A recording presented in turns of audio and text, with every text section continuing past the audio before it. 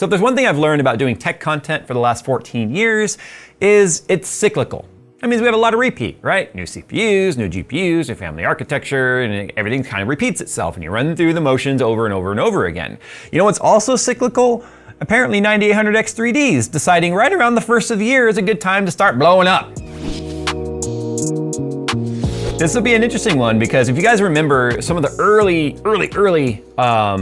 2025 videos were actually end of 24 was the initial like Reddit post where somebody like misinstalled or poorly installed their CPU and got some plastic that broke and then it didn't make good contact and it burned up. That was clearly a user error problem, but then the real report started after that. In fact, I think there's even 4 Gamers Nexus videos about this. I think they really milked that one for content, but they did a big deep dive on getting the pie chart created of which steppings or like which actual batches of the CPUs were affected, and they found like 3 different batches were kind of like had the most representation of it.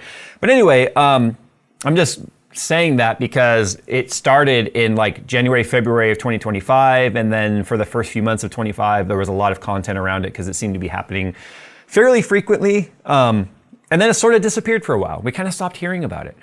And now here we are again, hearing about it. In fact, the other day alone, I saw a post that was like 5 were reported in one day on Reddit. That's just Reddit. Now remember, Reddit is just a drop in the bucket in terms of how many users actually go into Reddit and talk about this sort of stuff versus how many are in the wild.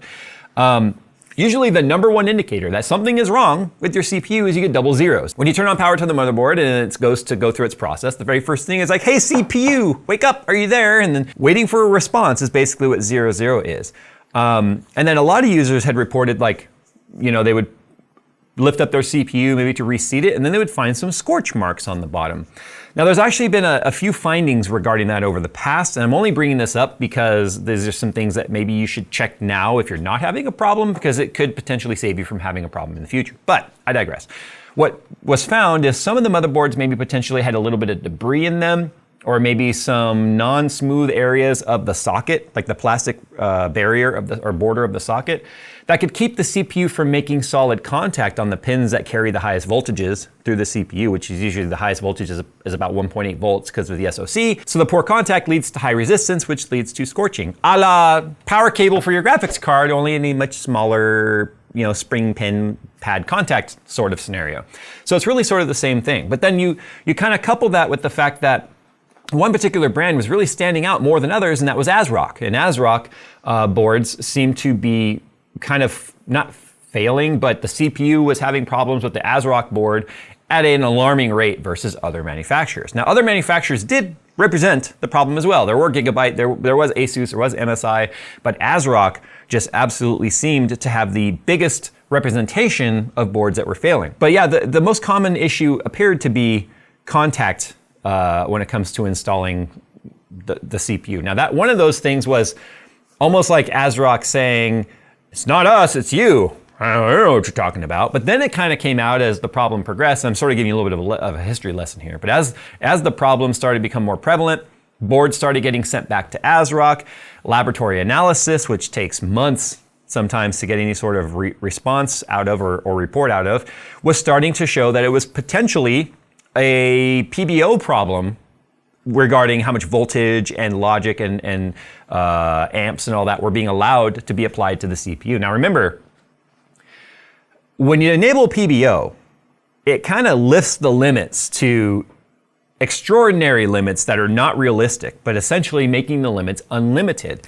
And then the motherboard kind of handles how PBO is going to be applied. Like I showed you recently on our ASRock board, and it's so funny because we have the exact setup sitting over there, and we've been running that for more than a year without any problems. That doesn't mean the problem doesn't exist. It just means we're lucky, right?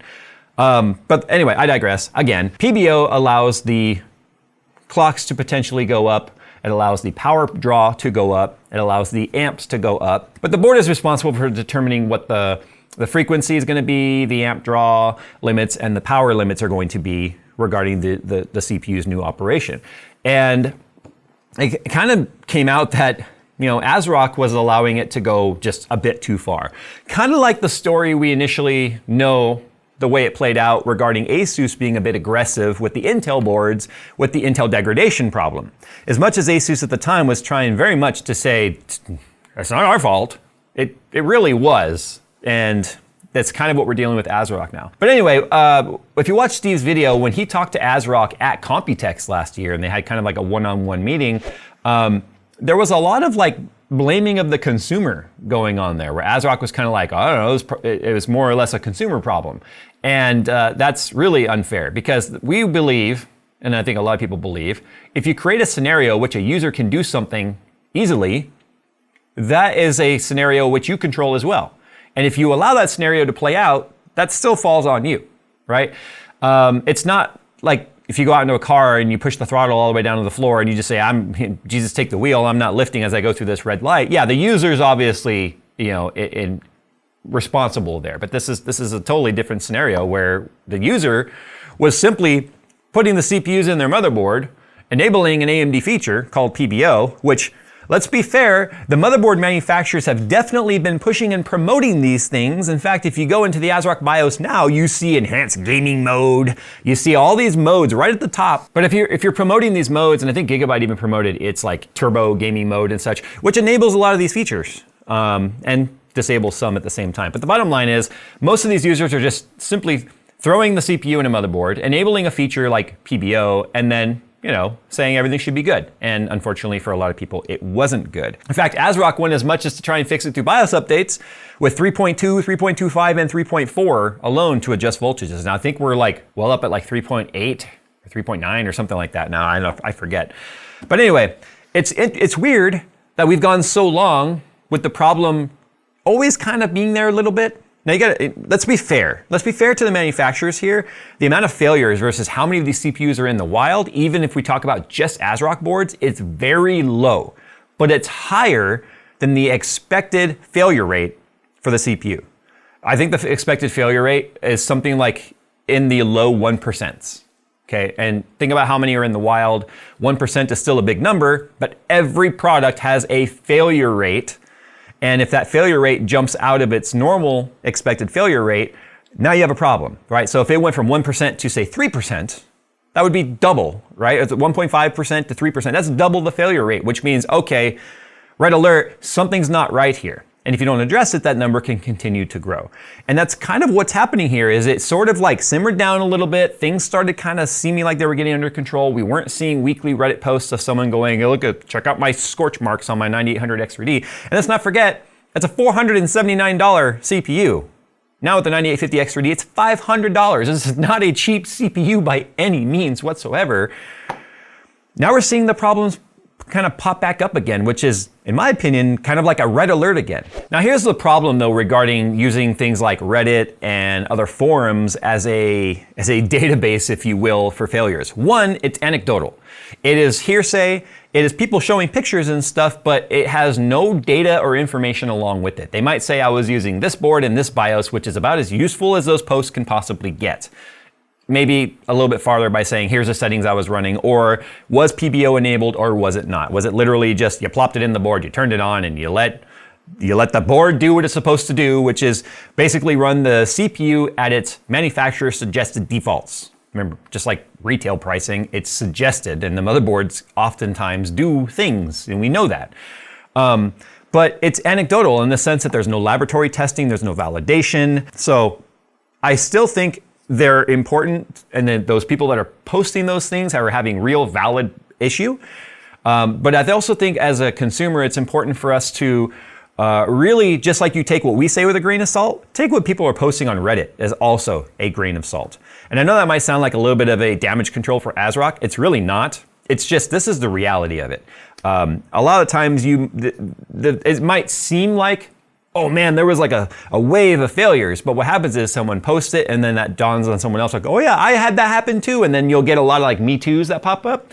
And it might be the same rate stretched out over time, but a bunch of them reported at the same time. So it can kind of skew the way things feel, but that doesn't change the fact that it's happening. But there are links on Reddit right now where there's basically like a community-driven database. Now, I know Steve has his own, I don't have access to that. And in fact, this isn't even referencing that one, I don't believe. But apparently there's 108 incidents linked to the 9800X3D in a community data set. And the majority of those were boot failures that were resolved with BIOS updates and stuff. So what you're getting now too in some of these posts is a plethora of potential problems. Now, there's many reasons you might get double zeros and the CPU doesn't boot. The 9800X3D, especially in the early days, was very sensitive to particular RAM QVLs, newer RAM at the time, maybe not having been validated with that motherboard on that CPU, or potentially even people not having updated their BIOS because the motherboard was built prior to the CPU launching. In fact, if you recall, when I did the Threadripper video, we had double zeros on that boot, and because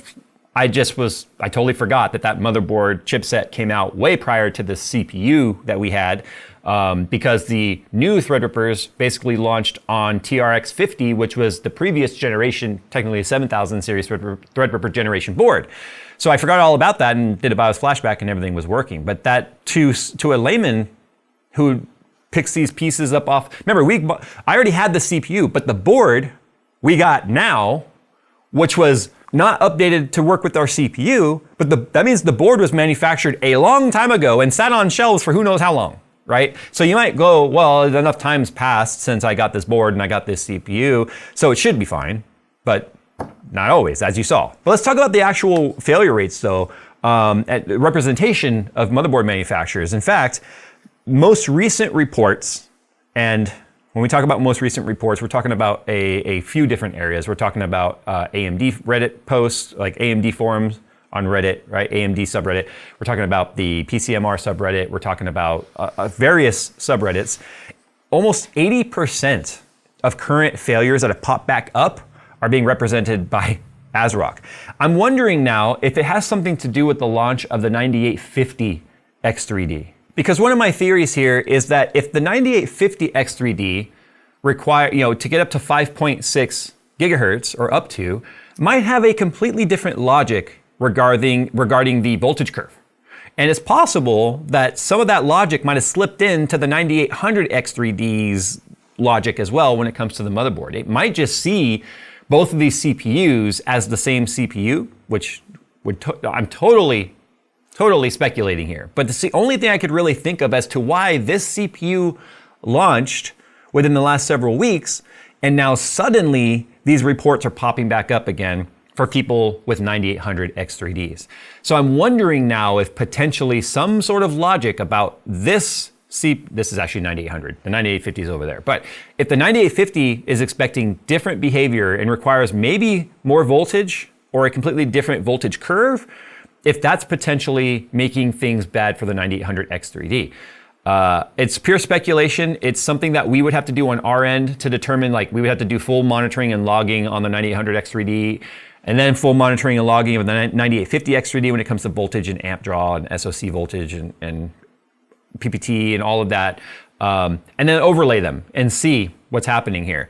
And it makes me wonder if I would have to do a BIOS rollback actually to see if that's an issue, because we're still technically on the press release driver or BIOS over there. But that's about the only thing. Like usually, if you're trying to look at this and say why is something happening, you kind of want to look at what was happening before and what's happening after, and then sort of overlay and compare those, and then that's where you find where the heat map is, right? But when it comes to chipset too, that doesn't really seem to be the issue here, because X870E chipsets are accounting for about 45% of the cases. But I think that's because most people probably buying motherboards right now are going to 800 series motherboards simply because it's the most feature-rich motherboard. If you're already paying up to $500 for the CPU, you're probably going to still spend at least $200, $300, maybe $400 on a motherboard, which would be the latest boards, which is 800 series boards. I mean, most boards now being manufactured are 800 series because they're backwards compatible with 7000 series CPUs. So why would you manufacture those? Right? Why would you keep both boards in production? Just move over to the 800 series boards. 33% of them are represented by B850. So now we're talking about 77% being 800 series boards. And then 15% of the cases are B650, and then 7% of the cases are X670, X670E. So 800 series are very prevalent, obviously, in these failure rates. Now, ASRock isn't the only one here. In fact, if you guys might recall, ASUS within the last couple weeks actually put out a report, or not a report, but a press note saying, hey, we're aware that some users have been experiencing 9800 X3D CPU failures, and they're looking into that, and they gave some steps like, hey, we recommend making sure you're on the latest AGESA, make sure you're on the latest BIOS, but we are looking into it. Now here's the thing, looking into it means they're trying to get the failed components from the consumer or the customer, get those over to a analytic data lab that is going to basically then do full diagnostics and full breakdown of what went wrong, and then spit out a report based on many assessments. Not just one, but they've got to do many assessments and then see what the common denominator is between all of them. That takes time, and that's where I think the consumers get really impatient, is going, we want answers now. It takes time, okay? And it's frustrating while you're waiting, but that's the reality there. But it's not just ASRock. I mean, ASRock's still the highest representation here, and it's still not entirely sure, and it's still not entirely clear what is causing it. But there are some things that you could potentially do here to limit your risk. So if you're building a system, you already have one, like I already said, the number one thing to do is going to be install the latest BIOS and install the latest AGESA. Now those they come as a package, right? So it's not like you have to do them separately. The AGESA is always bundled with the BIOS. Now you can technically, I think, install the AGESA separate, but always do it as a bundle through your motherboard manufacturer, not through like the AMD website. Now it's important, like I already stated, if we talk about the scenario where my Threadripper board was much older than our CPU, and our CPU came out last summer, like I said, that means that board was sitting on shelves for at least a year. The same thing can be said for current mainstream motherboards. AMD is so popular right now that if you go to Micro Center, you will see literally downtown city skyscrapers of AMD boards just on the floor, on the shelf, on the wall, in the warehouse, because they're moving that many of them. Typically, that would mean they're moving so many that it's probably unlikely that you would get a board that's really old on the BIOS that it ships with, but that doesn't mean you won't get a motherboard that's shipped with an older BIOS that could be a potentially problematic BIOS that is maybe falling into these ranges of BIOS that could be potentially causing problems. It's funny, it's such backwards philosophy from what I used to have even just 5 years ago, which was I was like, if it ain't broke, don't fix it. And for most users, updating the BIOS seems like a very scary thing, but considering almost every motherboard on the market these days, if you go with a higher end chipset like a B650, B850, X870 are going to have BIOS flashback features, which mean even if you get a full power loss and catastrophic power shutdown in the middle of the BIOS flash, you can recover and get up and running again. It's not like the old days where if the cat tripped the power strip while you were flashing your BIOS, it was bricked. Those days are almost all behind us. Not all motherboards have BIOS flashbacks, but most do these days. So update your BIOS, and that's the safest thing you can do on step one. Number two is make sure that your pads and your AM5 socket is clean of debris. This is something that to me seems like a no-brainer, but I think as a lot of people who've used Intel know, you always inspect the socket, look, make sure no thermal paste got down in there, make sure no, plastic debris, anything could potentially have fallen down in there, because then once you put the CPU in and you squish the clamp down, if you have something that's compressing those pins, you might get voltage and ground pins that aren't supposed to touch, which could then lead to a dead short right in the middle of your CPU, which can lead to catastrophic failure. Not saying that that's what's happened in these particular instances, but it is something that absolutely can happen. And what I started to say is, Intel users, ever since Intel went to LGA decades ago, AMD only over the last few years has switched to an LGA or a land grid array when it comes to pins, rather than PGA or pin grid array, which is where the pins are on the CPU itself. With that, the socket on the motherboard, it's much more difficult to get something down in those tiny little holes, and you feel very safe that nothing might be in there. But I feel like a lot of AMD users maybe potentially aren't as seasoned, if you will, at the delicacy of the socket. So be very careful. Make sure your CPU is aligned properly. That's kind of what happened in the first case when this first popped up, was the CPU was installed not oriented correctly and then just crushed the plastic socket bits, and then that caused a major issue. And not only did it physically cause an issue, the CPU means the pins were not aligned on the proper pads, which means that you were just sending shit and signals and voltage where it was never meant to go in the first place. But make sure that not only is the socket itself clean when it comes to the pins, make sure there's nothing that's gotten in its way into the little plastic surround or border when it comes to the socket itself. Also, probably avoid PBO and any overclocking or any voltage changes that are anything other than maybe a curve optimizer where you're reducing voltage. Right now, overclocking AMD and adding voltage is just 1000% not recommended. Don't do it. I mean, I even showed you in our 9850 overclocking video, even adding more voltage didn't do anything for us. It literally allowed us to look like we were stable, but the moment it goes under load, it just crashes. And adding voltage right now in this whole scenario, while it's happening again, is just a very quick way to potentially end up with a very expensive paperweight. And the last thing you want to do either is try dealing with AMD warranties when it comes to PBO and all that, because it's still kind of ongoing where whether or not enabling PBO or overclocking your unlocked CPU does or doesn't void the warranty. You might be asking yourself, well, how would they even know? And I've said that myself, and a lot of users have chimed in, oh, they'll know. Apparently there's a way in there that you'll know, or they'll know that it's been overclocked. I don't know how that's possible, but probably not worth risking it.